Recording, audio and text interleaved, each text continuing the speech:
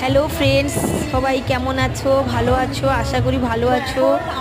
আমার নতুন চ্যানেলটিকে সাবস্ক্রাইব করে পাশে থাকবে। আমার এই ভিডিওটিতে দেখো প্রিয়াঙ্কা ম্যাম দ্বিতীয় মডেল সাজিয়ে কেমন মডেলটাকে সাজানো হয়েছে। দেখো দ্বিতীয় মডেলকে কেমন লেগেছে, তোমরা একটু এই ভিডিওটাতে দেখো, ভিডিওটাতে দেখে লক্ষ্য করো।